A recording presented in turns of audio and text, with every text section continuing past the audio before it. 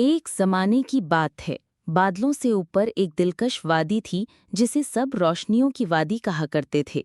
یہاں کی فضا ہمیشہ رنگ برنگی روشنیوں سے جگمگاتی رہتی تھی۔ میں پریوں کی ایک حسین بستی آباد تھی۔ ان پریوں میں سب سے کم عمر اور شوخ پری کا نام خزینہ تھا۔ خزینہ دل کی نیک باتوں کی میٹھی اور آنکھوں میں خوابوں کی روشنی لیے ہمیشہ دوسروں کی مدد کرنے کو تیار رہتی، مگر اس کی ایک کمزوری تھی، اسے بہت تجسس رہتا۔ وہ ہر نئی چیز کو جاننے اور ہر راز کو کھولنے کے پیچھے پڑ جاتی۔ ایک دن خزینہ جنگل کے کنارے کھیلتے کھیلتے ایک پراسرار روشنی کے پیچھے چل پڑی۔ روشنی کبھی قریب آتی تو کبھی دور چلی جاتی۔ خزینہ نے اسے پکڑنے کی کوشش کی، مگر روشنی جھپک کر غائب ہو گئی۔ اچانک زمین پر ایک چمکتا ہوا کنگن پڑا نظر آیا۔ کنگن سونے کا بنا ہوا تھا اور اس پر نیلے نیلے نگینے جڑے ہوئے تھے جو تاروں کی طرح چمک رہے تھے۔ خزینہ نے حیرت سے کنگن اٹھایا۔ جیسے ہی اس نے کنگن پہنا، اس کی آنکھوں کے سامنے روشنیوں کا ایک دروازہ کھل گیا۔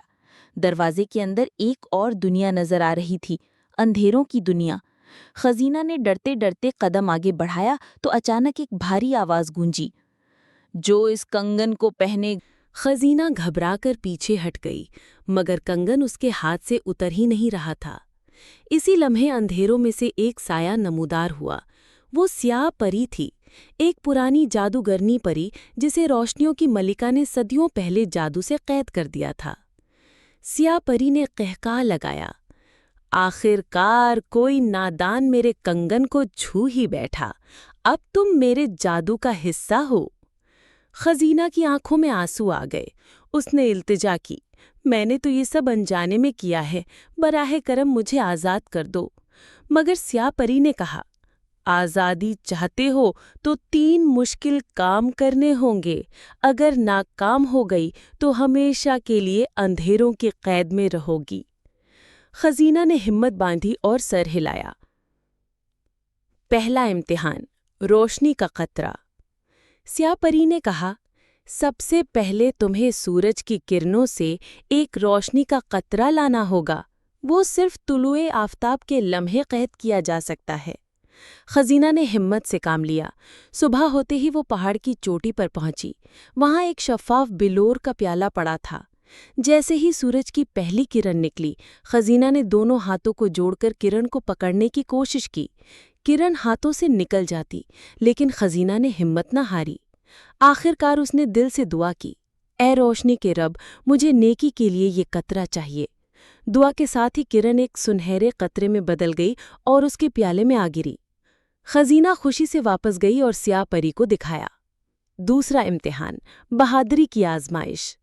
سیاہ پری نے تیزی سے کہا، اب تمہیں اندھیروں کے جنگل سے وہ پتھر لانا ہے جو دل کی دھڑکن سناتا ہے، مگر خبردار، وہاں خوفناک سائے تم پر حملہ کریں گے۔ خزینہ کانپ اٹھی، مگر آگے بڑھ گئی۔ جنگل میں ہر طرف سناٹا اور خوفناک آوازیں گونج رہی تھیں۔ سائے اس پر جھپٹتے، مگر خزینہ نے اپنے دل کی آواز پر یقین رکھا۔ وہ بار بار کہتی، مجھے ڈرنا نہیں ہے، میں نیکی کے لیے لڑ رہی ہوں۔ آخر کار وہ ایک چمکتے پتھر تک پہنچ گئی۔ جیسے ہی اس نے پتھر کو چھوا، پتھر سے دل کی دھڑکن سنائی دینے لگی۔ خزینہ نے وہ پتھر اٹھایا اور سیاہ پری کے سامنے رکھ دیا۔ تیسرا امتحان، قربانی کا امتحان۔ اب سیاہ پری نے قہقہہ لگایا، آخری امتحان یہ ہے کہ تمہیں اپنی سب سے قیمتی چیز قربان کرنی ہوگی۔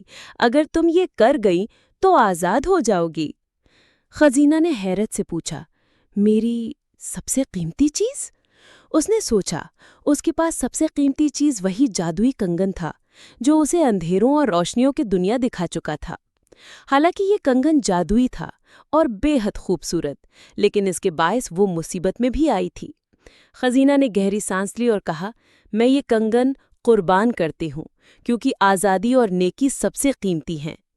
یہ کہتے ہی کنگن اس کے ہاتھ سے غائب ہو گیا اور زمین پر ہزاروں روشنیوں کی بارش ہونے لگی۔ سیاہ پری چیخ کر اندھیروں میں تحلیل ہو گئی۔ اچانک خزینہ نے خود کو اپنی روشنیوں کی وادی میں پایا۔ اس کے ہاتھ میں روشنی کا قطرہ اور دل والا پتھر موجود تھے۔ روشنیوں کی ملکہ سامنے آئی اور مسکرا کر بولی، خزینہ، تم نے بہادری، سچائی اور قربانی کا امتحان پاس کر لیا ہے۔ آج سے یہ وادی ہمیشہ تمہارے نام یاد رکھے گی۔ خزینہ خوشی سے جھوم اٹھی۔ اس نے سیکھا کہ